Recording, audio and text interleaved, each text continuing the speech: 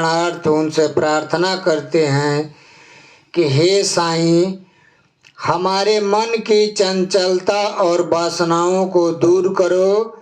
हे प्रभु, तुम्हारे श्री चरणों के अतिरिक्त हम में किसी अन्य वस्तु की लालसा न रहे। तुम्हारा यह चरित्र घर घर पहुँचे और इसका नित्य पठन पाठन हो, और जो भक्त इसका प्रेम पूर्वक अध्ययन करे उसके समस्त संकट दूर हो। देखिए, भक्त प्रार्थना कर रहा है, क्या कर रहा है? हमारे मन की चंचलताओं को दूर कर दो हे साईं, हे प्रभु साईं, हमारे अंदर कोई वासना विकार न हो हे साईं। भक्त प्रार्थना कर रहा है। हमारे मन चंचल चलमान रहेगा तो हम भक्ति नहीं कर पाएंगे।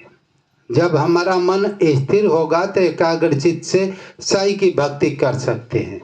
इसलिए भक्त निवेदन करता है और हमारे वासनाओं को दूर कर दो। माने हमारे अंदर वासना रहेगी, विकार रहेगा तो हम ईश्वर की तरफ मुड़ नहीं सकते। हमारी चित्तवृत्तियां जो है अंतर्मुख होकर आत्म तत्व को वर्णन नहीं कर सकती है, यानी आत्म साक्षात्कार हम कर ही नहीं सकते। और जब हम आत्म साक्षात्कार कर ही नहीं सकते तो हम ईश्वर की आराधना कहाँ कर सकते हैं? हमको तो सर्वप्रथम आत्म साक्षात्कार करना है। और जब हमारे अंदर वासनाएं, काम, क्रोध, लोभ, ईर्ष्या, द्वेष सारी वासनाएं परिपूर्ण है तो हम अंतर्मुख सारी वासनाएं हमको बहिर्मुख कर देती है, संसार में फेंकती है। हमको ब्रह्म में हमारी वासनाएं जब रहेंगे तो संसार में जाएंगे, और जब वासनाएं नष्ट हो जाएगी तो तब जाकर हम गुरु की कृपा से अंतर्मुख होकर आत्मा का साक्षात्कार करते हैं, माने आत्मा को देखते हैं। और जब हम आत्मा को देखने लगते हैं तो वहीं से ईश्वर की आराधना स्टार्ट होती है। आत्मा ही ईश्वर का अंश है, अविनाशी है।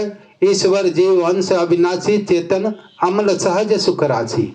यह जीव ईश्वर का अंश है, अविनाशी है, चेतन है, अमल है, सुख की राशि है।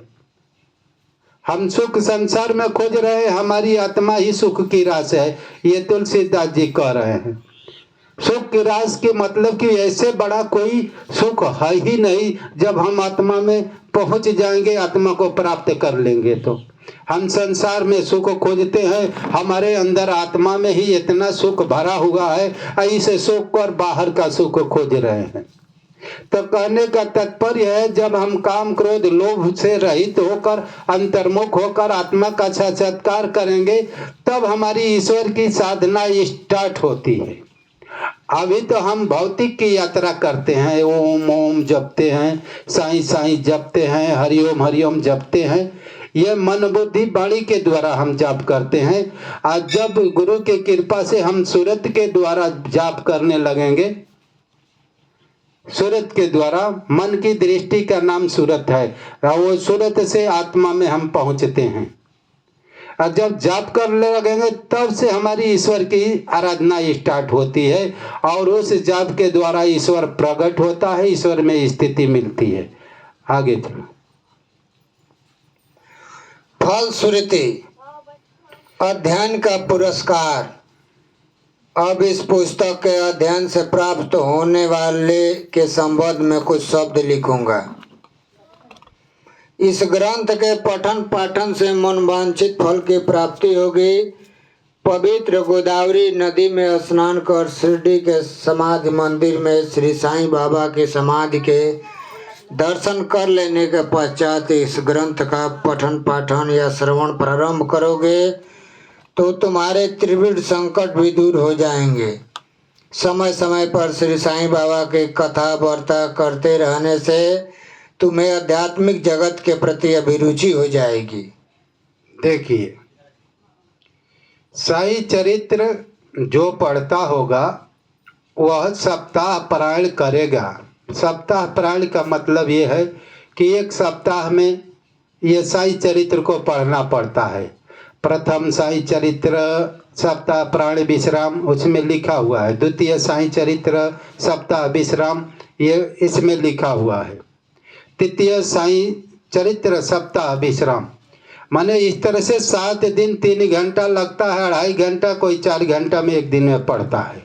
धीरे धीरे पढ़ने वाला 4 घंटा पढ़ता है, थोड़ा तेज एकाग्र पूर्वक पढ़ेगा तो वो 2.5 घंटा में पढ़ लेता है। ठीक ना। एक सप्ताह में जब जीव पढ़ लेता है तो उसकी पता चलेगा कि सप्ताहवा दिन है, उसकी आफत बहुत दूर हो गए। हम तो पढ़ा हूँ भाई, हम एक बार पढ़ा था, रोग था हमारी आधी, मैं सच कहता हूँ आधी हमारा रोग दूर हो गया और कुछ दिन के बाद सारा दूर हो गया। पढ़ते ही आधा हमारा रोग दूर हो गया। मैं प्रमाणित तौर से कह रहा हूँ। साईं चरित्र का एक बार मैं रोग था तो साईं चरित्र पढ़ा, आधा रोग पढ़ते ही समाप्त हो गया 7वां दिन, और आधा बाकी रह गया तो कुछ दिन के बाद दूर हो गया। मैं अपना प्रैक्टिकल बता रहा हूँ। इसलिए साईं चरित्र को हम गंगा जी में नहा स्नान करके आकर पढ़ सकते हैं, शुरुआत कर सकते हैं, या घर पर ही ओम गंगाए नमः बाबा के चरणों के पानी से बाल्टी में डालकर हम नहा लेंगे तो गंगा का जल हो गया। क्योंकि साईं चरित्र में एक जगह लिखा हुआ है कि एक दास गणु था और बोला कि भाई हम चाहेंगे त्रिवेणी गंगा स्नान करने। साईं बाबा ने कहा कि भाई ठीक है, मेरा आशीर्वाद लेकर जाओ। तो आशीर्वाद लेने के लिए चरणों में झुका तो उनके चरणों से गंगा जल निकलने लगा और उस जल को अपने कपार पर छिड़कने लगा और कहा कि बाबा हमको अब तो त्रिवेणी नहाने की जरूरत नहीं, यही से हमको गंगा ना स्नान कर लिया। तो महापुरुषों के चरणों से गंगा निकलती है। ये किसका? हरि के चरणों से गंगा निकली हुई है। और साक्षात हरि, जो हरि तत्व को प्राप्त होकर संत महात्मा ही हरि होते हैं, क्योंकि हरि तत्व, हरि उनके हृदय में निवास करता है, क्योंकि हरि तत्व के साथ वो एकत्व भाव प्राप्त कर स्थिति बना लिए हैं।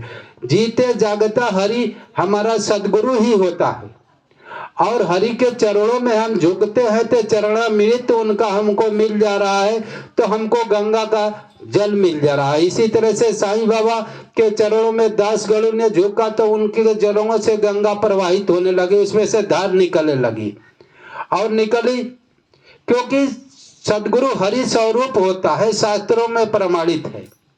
भगवान श्री कृष्ण ने भी कहे हैं कि संत हमारी जीवित प्रतिमा है, क्योंकि कृष्ण भी हरि का ही स्वरूप थे और संत भी हरि का ही स्वरूप होते हैं। भगवान श्री कृष्ण गीता में कह चुके हैं। तो दास गणु ने सोचा कि भाई त्रिवेणी नहाऊंगा, थोड़ा बाबा से आशीर्वाद लेकर चलूं, तो वो देखा कि भाई आशीर्वाद लेने के लिए चरणों में झुका तो उनके चरणों से गंगा प्रवाहित होने लगी, धार निकलने लगी और उस धार से अपने देह पर छिड़क कर नहा लिया और बोला कि बाबा अब हमको त्रिवेणी नहाने की जरूरत नहीं है, हम आपके चरणों के अमृत पान से ही हम नहा कर ओतप्रोत हो गए, हमारा मन चित्त पवित्र हो गया, शुद्ध बुद्ध हो गया, हम गंगा जी क्या नहाने जाऊं। आगे देखिए बाबा क्या कहते हैं। माने साईं चरित्र पढ़ने से हमारी आपत्तियां दूर होती हैं। सप्ताह पुराण पढ़ने से हमारी कोई भी विपत्ति हो, बाधा हो, कोई काम के लिए साईं चरित्र पढ़ सकते हैं। साईं सप्ताह पुराण, चाहे कोई लड़का को भर्ती नौकरी में करना है तो सप्ताह पुराण कर सकते हैं। चाहे कोई भी है परेशानी है, उसके लिए कोई हमारा काम नहीं बन रहा है, उसके लिए हमारे कोई परेशानी है किसी बात की, धन दौलत के लिए साईं चरित्र सप्ताह पुराण पढ़ सकते हैं। समझ लीजिए, ये हर कार्य क्षेत्र में आपकी मनोवांछित फल देने वाला साईं चरित्र सप्ताह पुराण है। मैं पूर्ण विश्वास के साथ आप लोग के समक्ष कर रहा हूँ। और यदि तुम इस प्रकार नियम तथा प्रेम पूर्वक अभ्यास करते रहे तो तुम्हारे समस्त पाप नष्ट हो जाएंगे। यदि सचमुच ही तुम आवागमन से मुक्ति चाहते हो तो तुम्हें साईं कथाओं का नित्य पठन पाठन, स्मरण और उनके चरणों में प्रगाढ़ प्रीति रखनी चाहिए। श्री साईं कथा रूपी समुद्र मंथन कर उसमें से प्राप्त रत्नों को दूसरों में वितरण करो। जिससे तुम्हें नित्य नूतन आनंद का अनुभव होगा। देखिए, साई चरित्र डेली भी आप पढ़ेंगे कुछ तो आपका लाभ होगा। आज साई चरित्र पढ़कर दूसरों को साई ज्ञान समझाओगे तो आपके अंदर ऐसा नित्य आनंद का अनुभूतियाँ होगी कि आप उसका वर्णन मुख से नहीं कर सकते हैं। आपका कुलसित विचार भी दूर हो जाएगा, आपकी सारी बुराइयां नष्ट हो जाएगी साई चरित्र सिर्फ पढ़ने से। और एक दिन आपको मुक्ति, आत्मोपलब्धि यानी मुक्ति मिल जाएगी, आत्मा की प्राप्ति हो जाएगी, आत्मा में स्थिति मिल जाएगी। हम आत्मा हूँ, हम ब्रह्म हूँ, हम अविनाशी हूँ, मैं ही सनातन स्वरूप हूँ, ऐसा स्थिति मिल जाएगी तो आप मुक्त हो जाएंगे। समझ लीजिए, आप अपने को जान लेंगे कि मैं शरीर नहीं हूँ, मैं ब्रह्म हूँ, आत्मा हूँ।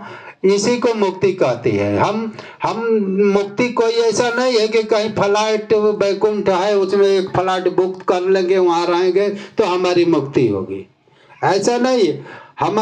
हम शरीर रूपी वस्त्र का ज्ञान हो जाएगा कि ये शरीर रूपी वस्त्र है, हम आत्मा अलग हैं, यही मुक्ति है। हम ब्रह्म हो, अपने आत्मा के साथ स्थिति मिल गई, वही मुक्ति हो गई। संसार अलग, शरीर अलग, हम अलग हो गए, यही मुक्ति है। शरीर के साथ भवबंधन है, मन बुद्धि इंद्रियों के साथ भवबंधन है और प्राणों के साथ भवबंधन है। तो हमारा भवबंधन ये सब समाप्त हो गया। इससे हम पृथक आत्म स्वरूप शुद्ध बुद्ध में स्थिति प्राप्त कर लिया, यही मुक्ति है। हमें ये लगे अब हम शरीर नहीं है, ऐसा सदा के लिए ज्ञान हो जाए तो आपकी मुक्ति हो गई। अब हम शरीर है तो यह बंधन है, शरीर ही बंधन है। मन है तो बंधन है, बुद्धि है तो बंधन है, इंद्रियां है तो बंधन है। हम फलाना जात का हूं तो बंधन है, हम पंडित जी हों तो बंधन है, हम बाबू साहब हों तो बंधन है, हम कलवार हों तो बंधन, हम शेष जी हैं तो बंधन है। हम अपने को समझते हैं कि दलित है तो हम बंधन है। यह एक भ्रांतियां है, एक अज्ञान है कि हम पंडित जी हैं, हम सेठ है, महाजन है, यह वो बंधन है। हम आत्मा है, हम ब्रह्म है, यही ज्ञान हो जाए, हम अपनी आत्मा के साथ स्थिति बना ले, यही मुक्ति है। समझ लीजिए, हम शरीर हैं, बहुत दुखी हूं, बहुत दुखी हूं, हम परेशान हो रहा हूं, यही बंधन है। हम आत्मा है, इस शरीर रूपी वस्त्र को त्याग कर आत्मा रूपी शुद्ध हंस के साथ हो गए, यही मुक्ति है। तो साईं बाबा अंतिम में मुक्ति भी देने वाले हैं आप लोग को, जो साई चरित्र और साईं बाबा का नियम पूर्वक भक्ति करता है। यदि भक्तगण अनन्य भाव से उनकी शरण जाए तो उनका मैं नष्ट होकर बाबा से अभिन्नता प्राप्त हो जाएगी। जैसे कि नदी समुद्र में मिल जाती है, यदि तुम 3 अवस्थाओं अर्थात जागृत, स्वप्न और निद्रा में से किसी एक का भी साईं चिंतन में लीन हो जाओ तो तुम्हारा आंतरिक चक्र से छुटकारा हो जाएगा। स्नान कर प्रेम और श्रद्धा युक्त होकर जो इस ग्रंथ का 1 सप्ताह में पठन समाप्त करेंगे उनके सारे कष्ट दूर हो जाएंगे, या जो उनका इसका नित्य पठन या श्रवण करेंगे उन्हें भय से तुरंत छुटकारा मिल जाएगा। देखिए, साईं चरित्र को सप्ताह प्राय पढ़ने से उसका सारा भय समाप्त हो जाएगा। वो डराता है किसी भय से तो सारा भय नष्ट हो जाएगा, उसको अंतिम में मुक्ति मिलेगी, उसका सारा काम आराम से बनेगा। साईं बाबा साईं चरित्र के माध्यम से सब कुछ समझा दिए हैं कि साईं ग्रंथ को पढ़ोगे और पढ़ते रहोगे, इसका ज्ञान दूसरों को बांटते रहोगे तो मैं तुझे मुक्ति दे दूंगा। मुक्ति माने इस संसार रूपी माया अलग हो जाएगी और तुम अलग हो जाओगे, यही मुक्ति है। आगे चलो। इसके अध्ययन से हर एक को अपनी श्रद्धा और भक्ति के अनुसार फल मिलेगा, परंतु इन दोनों के अभाव में किसी भी फल की प्राप्ति होना संभव नहीं है। यदि तुम इस ग्रंथ का आदर पूर्वक पठन करोगे तो श्री साईं प्रसन्न होकर तुम्हें अज्ञान और दरिद्रता के पास से मुक्त कर ज्ञान, धन और समृद्धि प्रदान करेंगे। देखिए, साईं चरित्र के खाली रोज पाठ करेंगे तो आपके दरिद्रता नष्ट हो जाएगी। आप सोचते हैं कि भाई बहुत गरीब हूँ, बहुत परेशानी है, ये दरिद्रता आपके पास रहने ही नहीं देंगे। आपका सारा अज्ञान नष्ट हो जाए। अज्ञान का मतलब है कि भाई अज्ञान क्या है कि हम शरीर हों, अज्ञान क्या है कि हम फलाना जात का हूं, यही अज्ञान है।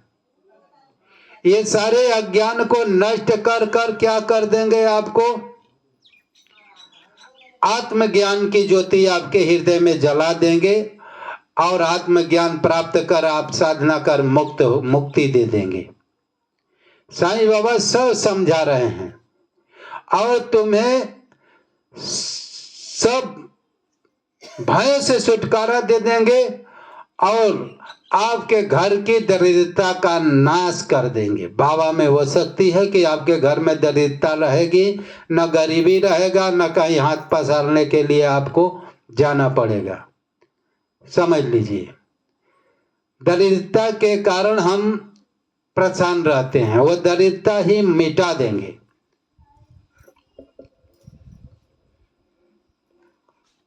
यदि एकाग्रचित होकर नित्य एक अध्याय ही पढ़ोगे तो तुम्हें अपरिमित सुख की प्राप्ति होगी। इस ग्रंथ को अपने घर पर गुरु पूर्णिमा, गुरु अष्टमी, गोकुल अष्टमी, रामनवमी, विजयदशमी और दीपावली के दिन अवश्य पढ़ना चाहिए। देखिए,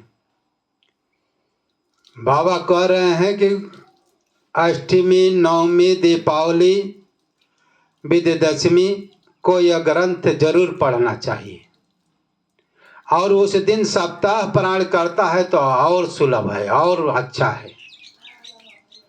और जब ऐसा भक्त पढ़ने लगेगा तो उसके घर की सारी अज्ञानताएं नष्ट हो जाएगा, घर में स्वर्ग हो जाएगा। यदि ध्यान पूर्वक तुम केवल इसी ग्रंथ का अध्ययन करते रहोगे तो तुम्हें सुख और संतोष प्राप्त होगा और सदैव श्री साईं चरणाबिंदों का स्मरण बना रहेगा और इस प्रकार तुम भवसागर से सहज ही पार हो जाओगे। इसके अध्ययन से रोगियों को स्वास्थ्य, निर्धनों को धन, दुखित और पीड़ितों को शांति मिलेगी तथा मन के समस्त विकार दूर हो जाएंगे, मानसिक शांति प्राप्त होगी। देखिए, बाबा का साईं चरित्र पढ़ने से स्वास्थ्य मिलेगा, धन मिलेगा और मन की चंचलता नष्ट होगी और भक्ति मिलकर एक दिन मुक्ति मिलेगी। बोलिए सदगुरु साईनाथ भगवान की जय। और वाह।